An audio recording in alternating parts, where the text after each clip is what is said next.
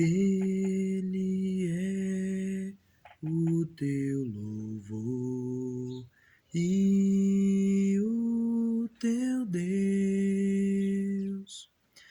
que te fez estas grandes e temíveis coisas que os teus olhos têm visto.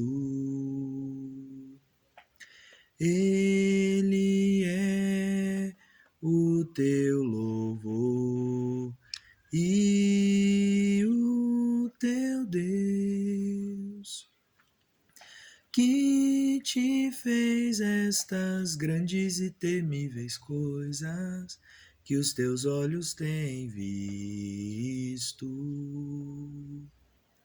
que os teus olhos têm visto.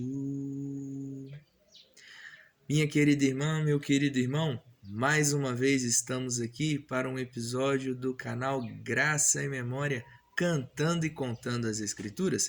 Eu sou Tiago Tardim, um santo pecador, e você está nesse canal, por isso não deixa de curtir, comentar, compartilhar e se inscrever. Ao final desse vídeo também você vai poder clicar e acessar os vídeos anteriores, caso ainda não os conheça. E, como iniciamos na semana passada, um novo tema, estaremos agora tratando de canções concernentes ao Antigo Testamento.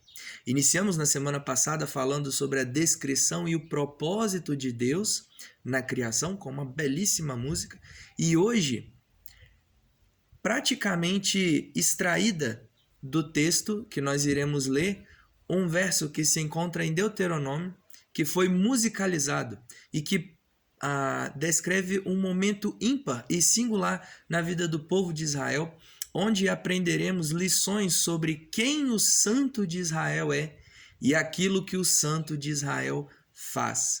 Por isso eu convido que você abra sua Bíblia comigo em Deuteronômio, o último livro do Pentateuco, os 5 primeiros livros da Bíblia. Deuteronômio, no seu 10º capítulo, estaremos lendo a partir do verso 17. Ainda que o verso musicalizado é o verso 21, do 17 ao 22. Acompanhe na sua Bíblia. Diz assim a palavra do Senhor: Pois o Senhor vosso Deus é o Deus dos deuses e o Senhor dos senhores, o Deus grande, poderoso e temível, que não faz acepção de pessoas, nem aceita suborno, que faz justiça ao órfão e à viúva, e ama o estrangeiro, dando-lhe pão e vestes. Amai, pois, o estrangeiro, porque fostes estrangeiros na terra do Egito. Ao Senhor teu Deus temerás, a ele servirás, a ele te chegarás, e pelo seu nome jurarás. E o verso que acabamos de cantar: Ele é o teu louvor e o teu Deus, que te fez estas grandes e temíveis coisas que os teus olhos têm visto. Com 70 almas teus pais desceram ao Egito, e agora o Senhor teu Deus te pôs como as estrelas dos céus em multidão. O que Moisés está querendo dizer com isso? Bem, precisamos falar um pouquinho sobre a história de Israel, especificamente após ter ficado 400 anos cativeiros da maior nação do mundo antigo na época, o Império Egípcio.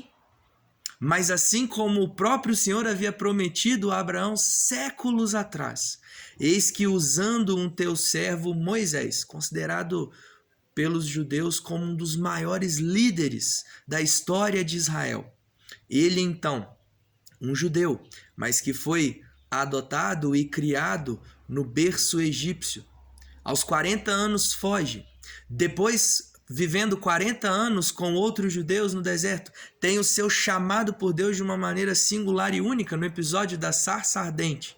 E então ele é preparado juntamente com seu irmão Arão para libertar este povo. E como Deus faz isso, e aí que nós já entramos no porquê Moisés está trazendo à memória que ele é o teu louvor, ele é o teu Deus. Porque esse Deus, o Deus de Abraão, de Isaac e de Jacó, ele então derrotou e assim triunfou sobre a maior nação, sobre o maior império do mundo antigo, com as suas 10 pragas e também com vários outros sinais, fazendo com que aqueles que estavam sendo escravos por 400 anos fossem libertos. Para quê? para que fossem ao deserto adorar e louvar este Deus e então preparar-se para ir para a terra prometida que desde Abraão Deus havia prometido para o seu povo. E então nós temos aquele processo de 40 anos, onde aqui nós temos as tábuas da lei, os 10 mandamentos morais. Nós temos também todo aquele código de leis civis e cerimoniais. Afinal, Deus estava ali tratando de um povo que ficou 400 anos influenciado por uma ideologia, por uma cosmovisão totalmente egípcia, totalmente pagã, e agora eles precisariam se constituir como uma nação santa do Deus Santo. Mas também esses 40 anos foi fruto da desobediência, da murmuração, da idolatria, da reclamação, que nós podemos ver tanto em Êxodo como também em Levítico e Números, a ponto dessa primeira geração que saiu do Egito. À exceção de Josué e Calebe, todos eles não sobreviveram como resposta do juízo de Deus. Mas essa nação, que agora estava se preparando para adentrar na terra prometida e que seria guiada e conduzida por Josué, que seria o líder desta nação, eles então precisavam ser rememorados das leis, precisavam ser rememorados do Deus Santo a qual eles serviam, do Deus Santo que livrou os seus pais, os seus avós, daqueles 400 anos cativeiro, do Deus Santo que triunfou sobre a maior nação e que tornou seu nome grande e temível.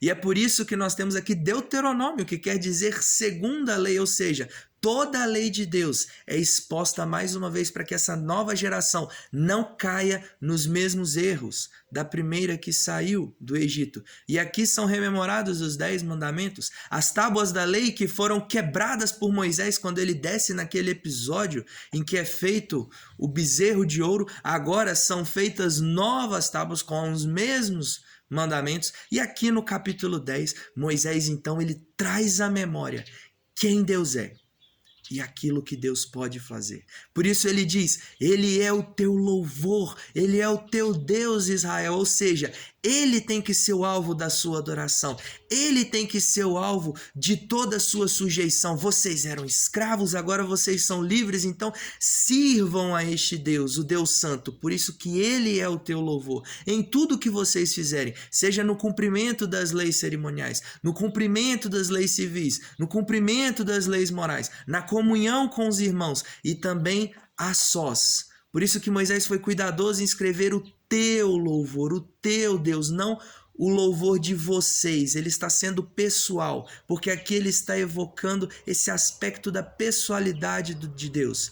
Deus que separou um povo para si. Esse Deus também é o Deus pessoal.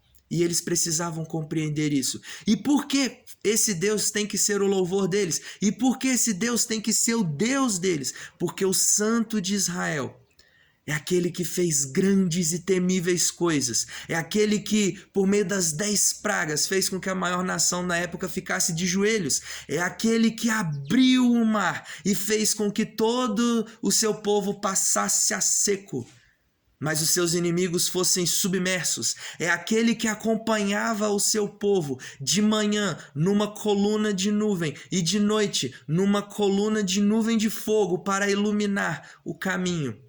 É aquele que proveu maná para que eles não passassem fome. É aquele que os sustentou e foi longânimo várias e várias vezes para que verdadeiramente se cumprisse a promessa e eles chegassem na terra prometida. E o que isso tem a ver comigo? O que isso tem a ver com você? Não somos a nação Israel. Não estávamos ali. Não éramos os murmuradores. Não somos aqueles que iriam chegar na Canaã terrena. Mas somos sim o Israel de Deus. Guiados não por Moisés, mas guiado pelo Cristo Jesus, o perfeito Moisés, aquele que não titubeou, aquele que não se rebelou, e por isso foi aquele que abriu as portas da Canaã celestial. É aquele que ao morrer ressuscitou e foi assunto aos céus, abriu o caminho para que todo aquele que estiver nele também terá acesso a isso. É aquele que é o cumprimento de todos os sacrifícios, de todas as leis cerimoniais, e toda a conduta exigida nas leis civis encontram-se perfeitamente na pessoa e obra de Jesus, para que a sua igreja, agora o Israel de Deus, também reconhecesse que esse Deus é o nosso louvor, que esse Deus é o nosso Deus, que Ele ainda faz grandes e temíveis coisas. E a maior de todas elas não foi livrar um povo 400 anos cativo de uma nação, mas aquele que nos livrou do maior cativeiro do mundo, o cativeiro do pecado, escravos do poder de Satanás, do império das trevas, e agora nos enxertou para o reino da sua maravilhosa luz.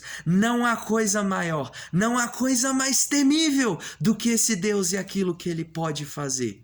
Essas são as lições que Deus, por meio de Moisés, legou a este povo, e que nas Escrituras inerrantes e inspiradas, essas verdades ainda são para nós. Por isso, creia, meu irmão, não importa o deserto em que você está, creia, meu irmão, não importa o quão tentador seja você querer adorar bezerros de ouro, você querer sentir saudade da carne, dos melões, daquilo que o pecado poderia oferecer e que na verdade era caminho de morte.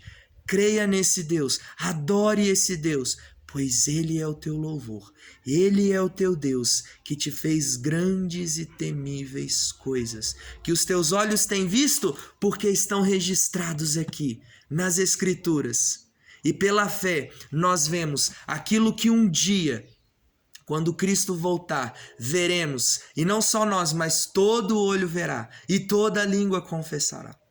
Mas aqueles que pela fé creram e se apossaram e se apropriaram disso, em temor e tremor, em louvor e adoração, esses então serão aqueles que pisarão na Canaã celestial. Por isso eu quero orar agora pela minha vida e pela sua vida. E se for o seu caso, de ainda não reconhecer que este é o único e verdadeiro Santo de Israel, digno de todo louvor, de toda honra, de sujeição, porque é Ele que faz grandes e temíveis coisas, é Ele que nos salva, é Ele que nos liberta, por meio do seu Filho, nos habilitando pelo seu Espírito, ao servirmos da maneira como Ele quer e requer, que seja esse o dia, que seja esse o momento para que você faça parte do povo que irá adentrar, não na Canaã terrena, mas na Canaã celestial, que é eterna e que durará para todo sempre e sempre e sempre.